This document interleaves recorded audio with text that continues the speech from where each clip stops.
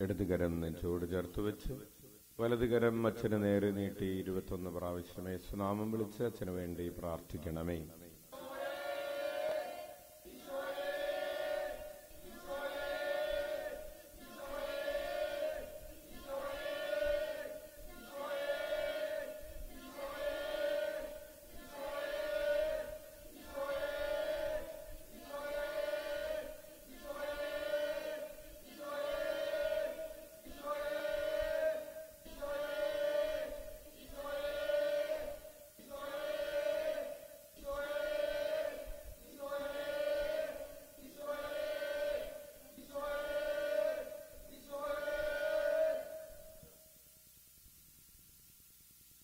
മർക്കോസ് എഴുതിയ വിശുദ്ധ സുവിശേഷത്തിൽ നിന്ന്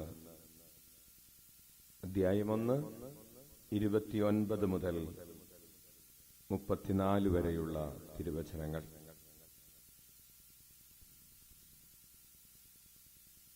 യേശു സിനഗോഗിൽ നിന്നിറങ്ങി യാക്കോബിനോടും യോഹന്നാനോടും കൂടെ ശിമയോന്റെയും അന്ത്രോസിന്റെയും ഭവനത്തിലെത്തി. ശിമയോന്റെ അമ്മായിയമ്മ പനി പിടിച്ച് കിടപ്പായിരുന്നു. അവളുടെ കാര്യം അവർ അവനോട് പറഞ്ഞു. അവൻ അടുത്ത് ചെന്ന് അവളെ കൈക്ക് പിടിച്ച് എഴുന്നേൽപ്പിച്ചു. പനി അവളെ വിട്ടുമാറി. അവൾ അവരെ ശുശ്രൂഷിച്ചു. അന്ന് വൈകുന്നേരം സൂര്യാസ്തമയമായപ്പോൾ രോഗികളും പിശാച് ബാധിതരുമായ എല്ലാവരെയും അവർ അവന്റെ അടുത്ത് കൊണ്ടുവന്നു. നഗരവാസികളെല്ലാം വാതിൽക്കൽ സമ്മേളിച്ചു. വിവിധ രോഗങ്ങൾ ബാധിച്ചിരുന്ന വളരെ പേരെ അവൻ സുഖപ്പെടുത്തി. അനേകം പിശാചുക്കളെ പുറത്താക്കി. പിശാചുക്കൾ തന്നെ അറിഞ്ഞിരുന്നതുകൊണ്ട് സംസാരിക്കാൻ അവരെ അവൻ അനുവദിച്ചില്ല. 35 മുതലുള്ള വാക്യങ്ങൾ. അതിരാവിലെ അവൻ ഉണർന്ന് ഒരു വിജന സ്ഥലത്തേക്ക് പോയി. അവിടെ അവൻ പ്രാർത്ഥിച്ചുകൊണ്ടിരുന്നു. ശിമയോനും കൂടെയുണ്ടായിരുന്നവരും അവനെ തേടി പുറപ്പെട്ടു. കണ്ടെത്തിയപ്പോൾ അവൻ പറഞ്ഞു, എല്ലാവരും നിന്നെ അന്വേഷിക്കുന്നു. അവൻ പറഞ്ഞു, നമുക്ക് അടുത്ത പട്ടണങ്ങളിലേക്ക് പോകാം, അവിടെയും എനിക്ക് പ്രസംഗിക്കേണ്ടിയിരിക്കുന്നു. അതിനാണ് ഞാൻ വന്നിരിക്കുന്നത്. സിനഗോഗുകളിൽ പ്രസംഗിച്ചുകൊണ്ടും പിശാചുക്കളെ പുറത്താക്കിക്കൊണ്ടും അവൻ ഗലീലിയിൽ ഉടനീളം സഞ്ചരിച്ചു. കർത്താവിന്റെ സുവിശേഷം. നമുക്ക് ഇരിക്കാം. പ്രിയപ്പെട്ടവരെ, ഇന്ന് ജനുവരി മാസം 14-ാം തീയതി ചൊവ്വാഴ്ച രാത്രിയിൽ നമ്മൾ ഈശോയുടെ ചുറ്റുമിരിക്കുമ്പോൾ ജനുവരി 14-ാം തീയതി ഭാരതസഭയെ സംബന്ധിച്ച് ഒരു പ്രത്യേകതയുള്ള ദിവസമാണ്. ജനുവരി 14-ാം തീയതിയാണ് വിശുദ്ധ ദേവസഹായം പിള്ളയുടെ തിരുനാൾ സഭ ആഘോഷിക്കുന്നത്. ഇതുപോലെ ഒരു ജനുവരി 14-ാം തീയതിയാണ് ദേവസഹായം പിള്ള കൊല്ലപ്പെട്ടത്. ഈശോയിൽ വിശ്വസിച്ചു എന്ന കാരണത്താൽ ഈ മനുഷ്യൻ കൊല്ലപ്പെടുകയാണ്. ഈ മനുഷ്യന്റെ പേര് ജ്ഞാനസ്നാനം സ്വീകരിക്കുന്നതിന് മുമ്പ് നീലകണ്ഠപിള്ള എന്നായിരുന്നു. ജ്ഞാനസ്നാനം സ്വീകരിച്ചപ്പോൾ ദേവസഹായം, അതായത് ദൈവം സഹായിക്കുന്നവൻ, ദൈവം സഹായിയായിട്ടുള്ളവൻ, അതിന്റെ ഇംഗ്ലീഷാണ് ലാസർ എന്ന് നമ്മൾ പറയുന്നത്. ലാസർ എന്നാൽ ദൈവം സഹായിക്കുന്നവൻ എന്നാണ് അർത്ഥം.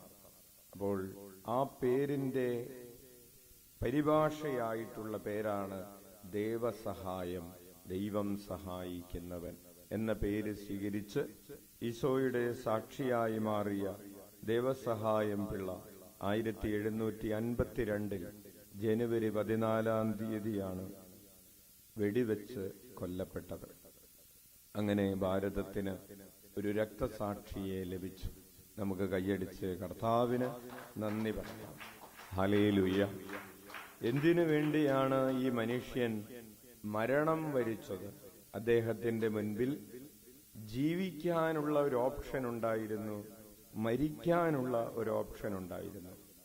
അദ്ദേഹം പറഞ്ഞു, ഈശോയെ കൂടാതെ, ഈശോയെ തള്ളിപ്പറഞ്ഞിട്ട്, ഈശോയെ വേണ്ട എന്ന് വെച്ചിട്ട് ജീവിക്കുന്നതിനേക്കാൾ, ഈശോയിൽ നിന്നകന്ന് ഈ ഭൂമിയിൽ ജീവിക്കുന്നതിനേക്കാൾ ഈശോയോട് ചേർന്ന് ഈ ഭൂമിയിൽ മരിക്കുകയും ഈശോയോട് ചേർന്ന് നിത്യതയിലായിരിക്കുകയും ചെയ്യുക എന്നതാണ് കൂടുതൽ ലാഭകരം എന്നേറ്റു പറഞ്ഞുകൊണ്ടാണ് ഈ മനുഷ്യൻ മരണം വരിച്ചത്, രക്തസാക്ഷിയായി തീർന്നത്.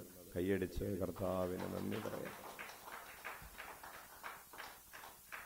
പ്രിയപ്പെട്ടവരെ, ഇന്നത്തെ സുവിശേഷത്തിൽ തന്നോടുകൂടെ ആയിരിക്കുന്നവർക്ക് വേണ്ടി, തന്റെ ശുശ്രൂഷയ്ക്ക് വേണ്ടി ഇറങ്ങി പുറപ്പെട്ടവർക്ക് വേണ്ടി ഈശോ എന്ത് ചെയ്യും എന്നൊരു സൂചന നമുക്ക് ലഭിക്കുന്നുണ്ട്. പത്രോസും യാക്കോബും, പത്രോസും അന്ത്രയോസും യാക്കോബും യോഹന്നാനുമെല്ലാം ഈശോയുടെ കൂടെ ഇറങ്ങി പുറപ്പെട്ടതാണ്. അങ്ങനെ ഇറങ്ങി പുറപ്പെട്ടവരുടെ കുടുംബത്തിലേക്ക്, ഒരു കുടുംബത്തിലെ അംഗമെന്ന രീതിയിൽ ഇതാ പത്രോസിന്റെ ഭവനത്തിലേക്ക് ഈശോ കടന്നു ചെല്ലുന്നു. തന്റെ സ്വന്തം അമ്മയെ എന്നതുപോലെ ഈശോ പത്രോസിന്റെ അമ്മായിയമ്മയുടെ കൈപിടിക്കുന്നു. സുഖമാണോ എന്ന് ചോദിക്കുന്നു. പനിയാണെന്ന് പറയുന്നു, അല്ലേ? പനി വിട്ടുമാറട്ടെ എന്ന് ആ അമ്മയുടെ കൈപിടിച്ച് ആ അമ്മയുടെ മുഖത്ത് നോക്കി അമ്മയുടെ അടുത്തിരുന്ന് ഒന്ന് നടുവിനെ തലോടിക്കൊണ്ട് ഈശോ പത്രോസിന്റെ അമ്മായിയമ്മയോട് പറഞ്ഞു, പനി വിട്ടുമാറട്ടെ. അതായത് തന്റെ കൂടെ നടക്കുന്നവരുടെ കുടുംബാംഗങ്ങളെ തന്റെ സ്വന്തം കുടുംബത്തിലെ അംഗങ്ങൾ എന്നതുപോലെ കരുതുകയും അവരെ സുഖപ്പെടുത്തുകയും ചെയ്യുന്നതിന് ഈശോ കാണിക്കുന്നൊരു താല്പര്യം ശ്രദ്ധേയമാണ്. ഉച്ചത്തിൽ വിളിക്കാം, ഈശോയേ, ഈശോയേ.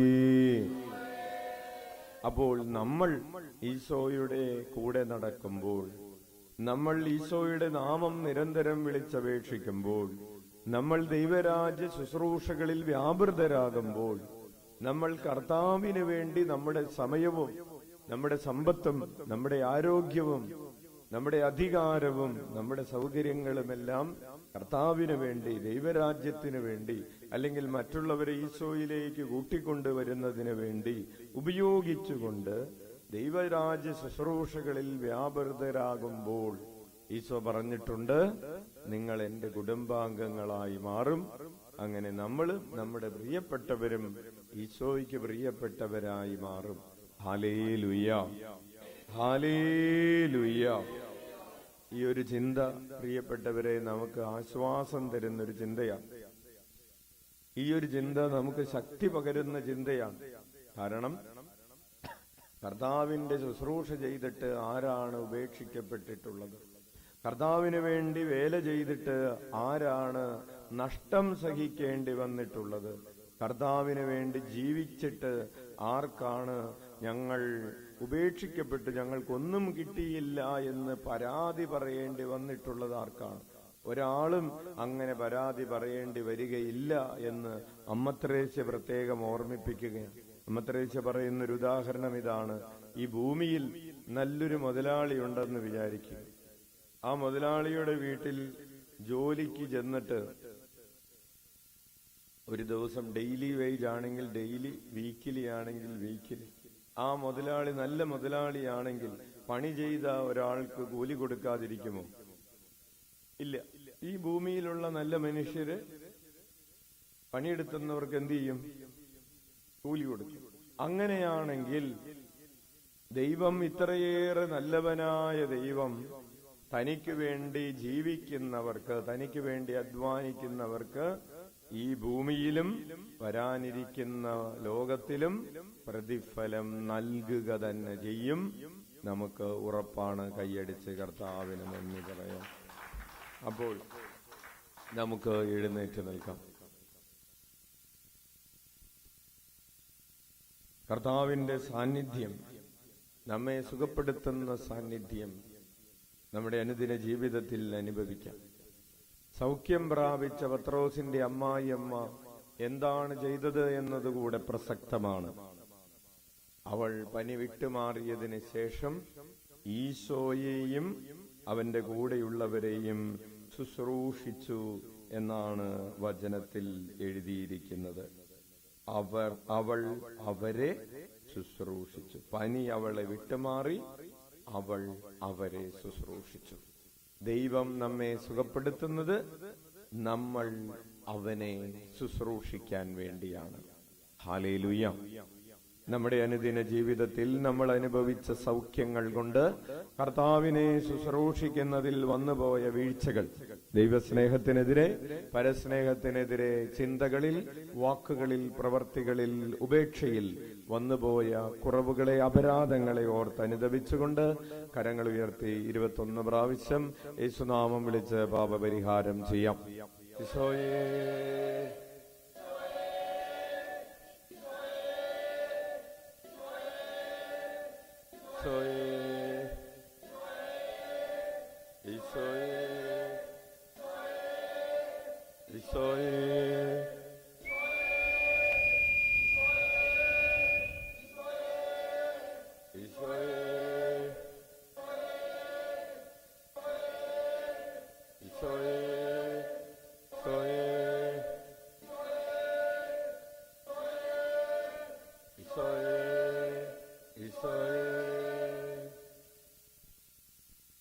നമുക്ക് നമ്മുടെ ജീവിതത്തിൽ കർത്താവ് തന്നുകൊണ്ടിരിക്കുന്ന നിരവധിയായ ശാരീരികവും ആത്മീകവും സാമൂഹികവും ഒക്കെ ആയിട്ടുള്ള നന്മകളെ ഓർത്ത് നന്ദി പറഞ്ഞുകൊണ്ട് കരങ്ങൾ ഉയർത്തി സ്തുതിക്കാം. ഹല്ലേലൂയാ.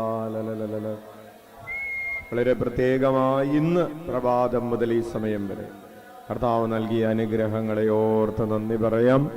ഹല്ലേലൂയാ, ഹല്ലേലൂയാ, സ്തുതിക്കുന്നു, ആരാധിക്കുന്നു,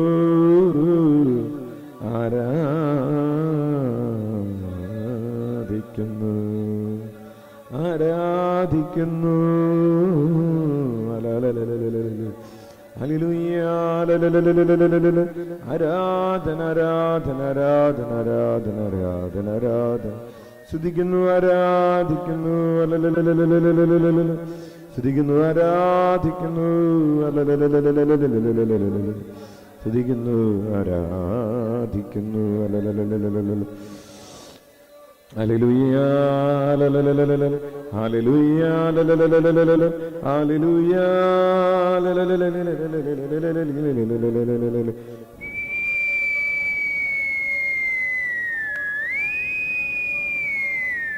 ഹല്ലേലൂയാ,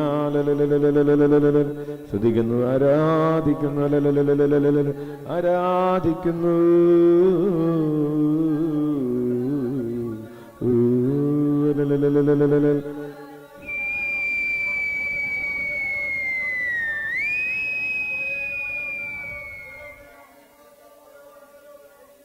കരമടിച്ച് നന്ദി പറയട്ടെ. ഹല്ലേലൂയാ, ശക്തമായി കരമടിച്ച് നന്ദി പറയട്ടെ. ഹല്ലേലൂയാ, സ്തുതിക്കുന്നു, ആരാധിക്കുന്നു. ഹല്ലേലൂയാ,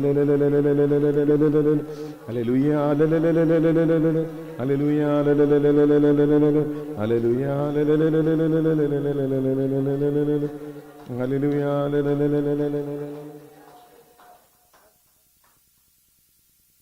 നമുക്ക് നമ്മുടെ നിയോഗങ്ങളെ സമർപ്പിച്ചുകൊണ്ട് കണ്ണുകളടച്ച് പ്രാർത്ഥിക്കാം.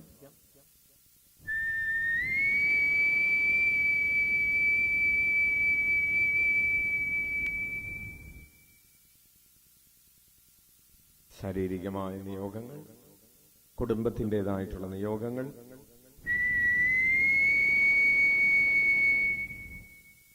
സാമ്പത്തിക മേഖലകൾ, സമാധാനത്തിന്റെ മേഖലകൾ, രോഗികളായി ഭവനങ്ങളിലും ആശുപത്രികളിലും കഴിയുന്നവർ, നാളെ ഓപ്പറേഷന് വിധേയരാകാൻ വേണ്ടി ഒരുങ്ങിക്കൊണ്ടിരിക്കുന്നവർ, വളരെ ഗൗരവമുള്ള രോഗപീഠകളിലൂടെ കടന്നു പോകുന്നവർ, ക്യാൻസറിന് ട്രീറ്റ്മെന്റ് നടത്തിക്കൊണ്ടിരിക്കുന്നവർ, ഡയാലിസിസ് ചെയ്യുന്നവർ,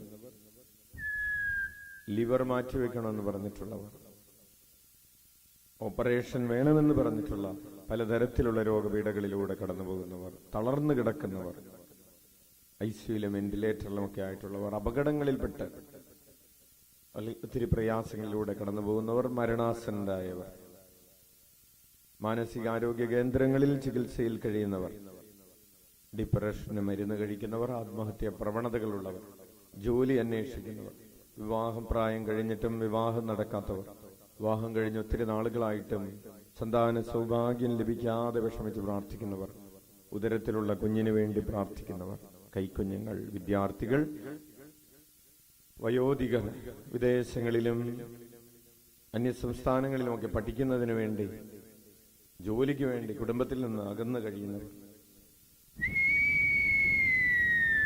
ഈ രാത്രിയിൽ ഒറ്റയ്ക്കായിരിക്കുന്നവർ, അനാഥ മന്ദിരങ്ങളിലും വൃദ്ധമന്ദിരങ്ങളിലും കഴിയുന്നവർ, അഗതി മന്ദിരങ്ങളിൽ കഴിയുന്നവർ, ജയിലുകളിലായിരിക്കുന്നവർ, ഭവനമില്ലാത്തവർ, ഭക്ഷണമില്ലാത്തവർ,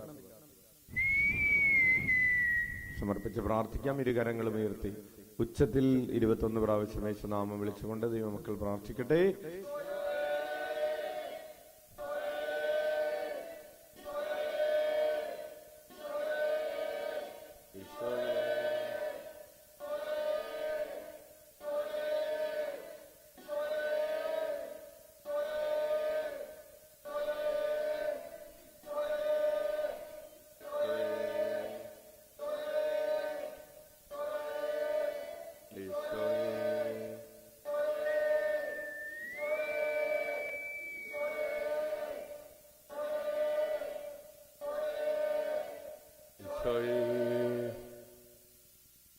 നമുക്ക് മുട്ടുകുത്തം.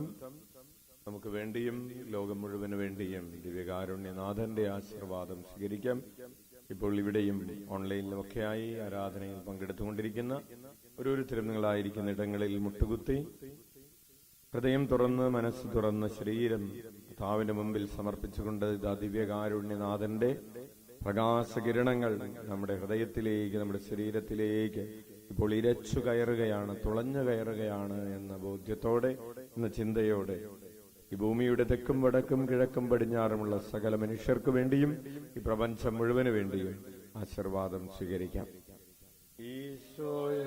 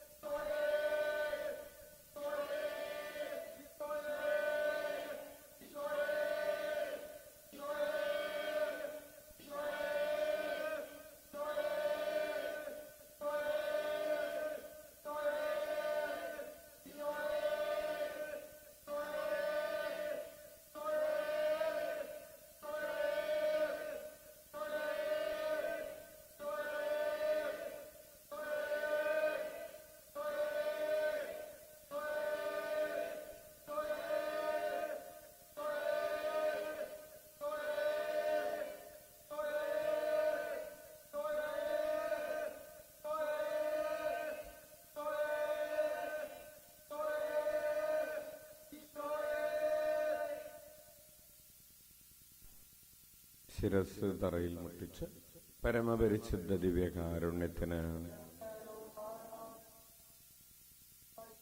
ഞങ്ങളെ ഓരോരുത്തരെയും വിശുദ്ധീകരിക്കുന്ന, ശക്തിപ്പെടുത്തുന്നവനായ പരിശുദ്ധ പരമദിവ്യകാരുണ്യത്തിന് ഞങ്ങൾക്ക് പുതിയ ചൈതന്യം നൽകുന്ന പരമപരിശുദ്ധ ദിവ്യകാരുണ്യത്തിന്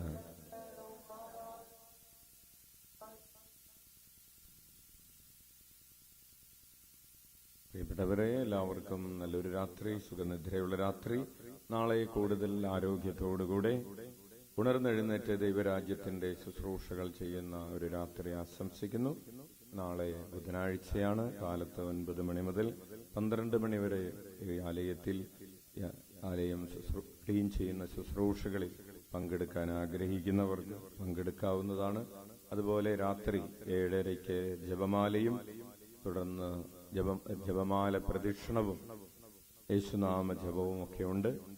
വ്യാഴാഴ്ചത്തെ ശുശ്രൂഷകളിൽ പങ്കെടുക്കാനായിട്ട് ആഗ്രഹിക്കുന്നവർക്ക്, ഇവിടെ നേരത്തെ വന്ന് നിൽക്കാൻ ആഗ്രഹിക്കുന്നവർക്ക് കുറച്ചു പേർക്കൊക്കെ വന്ന് താമസിക്കുന്നതിനുള്ള സൗകര്യങ്ങൾ ഉണ്ട്. ദൈവം എല്ലാവരെയും അനുഗ്രഹിക്കട്ടെ. ഈശോ മിശിഹായ്ക്ക് സ്തുതിയായിരിക്കട്ടെ. പരസ്പരം സ്തുതി ചൊല്ലാം.